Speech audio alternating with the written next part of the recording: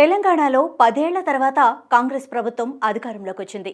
రేవంత్ రెడ్డి సారథ్యంలో ప్రభుత్వం ఏర్పడి ఏడాది దాటినా పూర్తి కేబినెట్ లేకుండానే పాలన సాగించారు.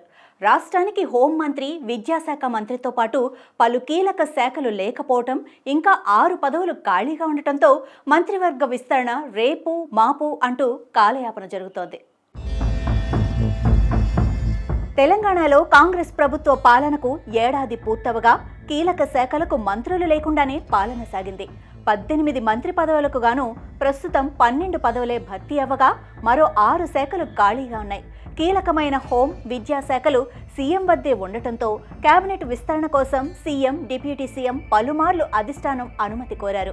ఇటీవలే ఏడాది పాలనపై సీఎం రేవంత్ రెడ్డి సర్వే చేయించగా ఈ సర్వేలో 10 మంది ఎమ్మెల్యేలు, 3 మంత్రులపై వ్యతిరేకత వ్యక్తమైనట్లు గుర్తించారు. ఏఐసీసీ నూతన కార్యాలయం ప్రారంభోత్సవానికి ఢిల్లీ వెళ్లిన సీఎం ఈ నివేదికను అధిష్టానం దృష్టికి తీసుకెళ్లారని, ఈ నివేదిక ఆధారంగా రాష్ట్ర కేబినెట్లో 3 మంత్రులకు ఉద్వాసన పలికేందుకు అధిష్టానం రేవంత్ రెడ్డికి అనుమతి ఇచ్చినట్లు తెలుస్తోంది. ఏడాది పాలనలో రేవంత్ సర్కార్పై ఎక్కువగా విమర్శలు, వివాదాలు రావటానికి ఆ 3 మంత్రులే కారణమని, ఆ 3 పనితీరు కారణంగా ప్రభుత్వానికి చెడ్డ పేరు వస్తున్నట్లు సీఎం రేవంత్ రెడ్డి కూడా అసంతృప్తితో ఉన్నారని, అందుకే త్వరలో చేపట్టబోయే కేబినెట్ విస్తరణలో 3 తప్పించేందుకు అనుమతి ఇవ్వాలని కోరినట్లు సమాచారం.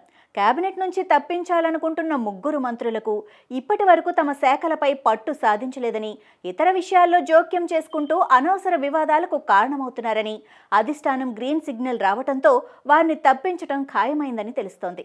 వేటుపడే మంత్రుల్లో కొండా సురేఖ, జూపల్లి కృష్ణారావు, తుమ్మల నాగేశ్వరరావు ఉన్నట్లు సమాచారం.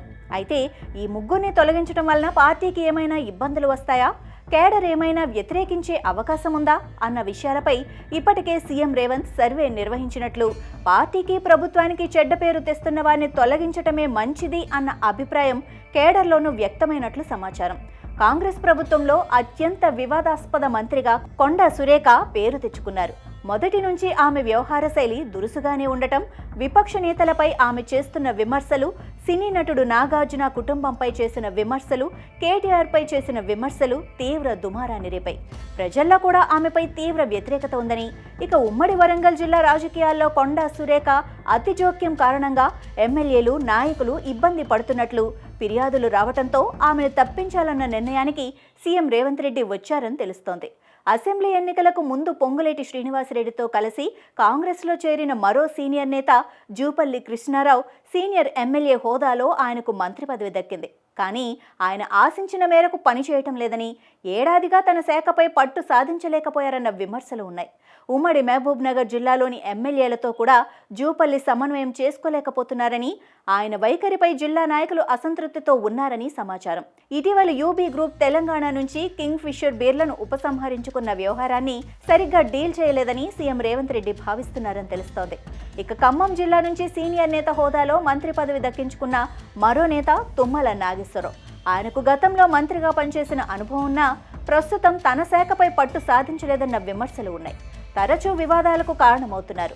జిల్లాలో పార్టీ ఎమ్మెల్యేలతో కలిసి పనిచేయటం లేదు. ఖమ్మం జిల్లా నుంచి భట్టి విక్రమార్క, పొంగులేటి శ్రీనివాసరెడ్డి, తుమ్మల నాగేశ్వరరావుకు మంత్రి పదవులు దక్కగా ఒకే జిల్లా నుంచి 3 పదవులు రావటం కూడా ఆయన్ను తప్పించడానికి కారణంగా తెలుస్తోంది.